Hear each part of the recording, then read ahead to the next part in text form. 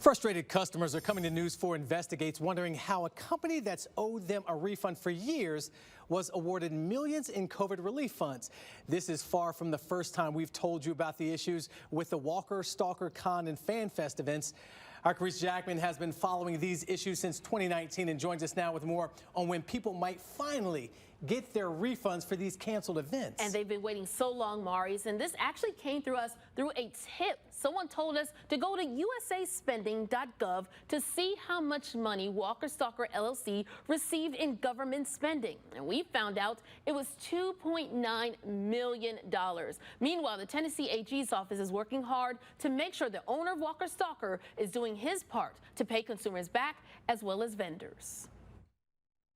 It was pretty much a bust. Tim Rucker was one of several people who looked forward to Fan Fest back in 2019. Originally, it was going to be someplace nice like the Opryland Hotel, and I had been to some Walker Stalker events before, and it had a lot of people. Then it got postponed to 2020. When we went to the one in January, it was at an agricultural center. It was a fraction of the size that you expected it to be, especially when you paid $100 for the weekend and what came out was maybe $20 worth of entertainment. It's a story we've heard several times. People who signed up to attend Walker Stalker Con or Fan Fest only to be told the actors they were promised were not there. Several people who signed up struggled to get refunds or never did. Now News 4 Investigates has uncovered Walker Stalker LLC, owned by James Frazier, received around $2.9 million as part of a federal grant program aimed at helping live venue operators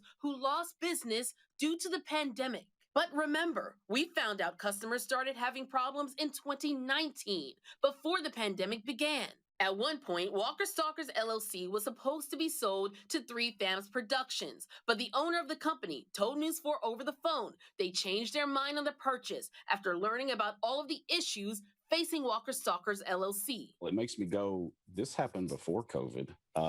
This event was in 2019 and was postponed to early 2020, and we know COVID didn't happen until after that. So how is that even possible? So we asked the SBA, how could this happen? They told me they're not able to comment on individual loans and grants, but they sent me a statement saying the Biden-Harris administration has made it a top priority to address issues of fraud, waste, and abuse inherited from the Trump administration. They added it's their priority to work alongside the Office of the Inspector General to identify and address any and all areas of concerns and any potential fraud.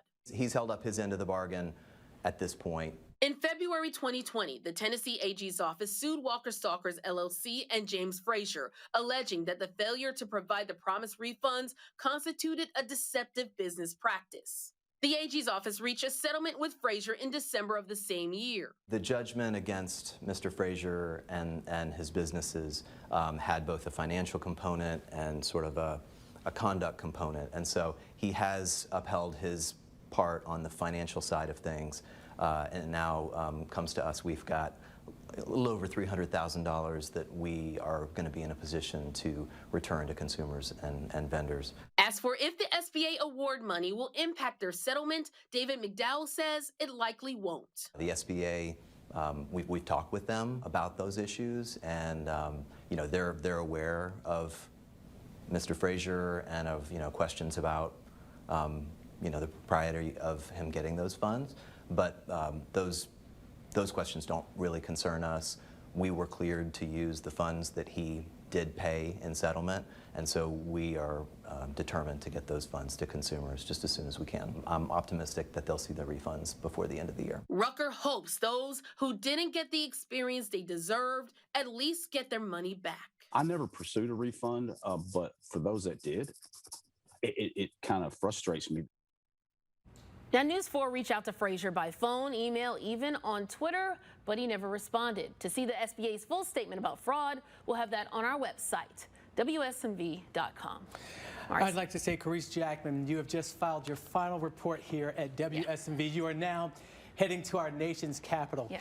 For all the problems you've solved, for all the people in Nashville that you've helped and changed their lives, I think I speak for a lot of us when I just want to say Thank you. Trying to make me cry, Morris.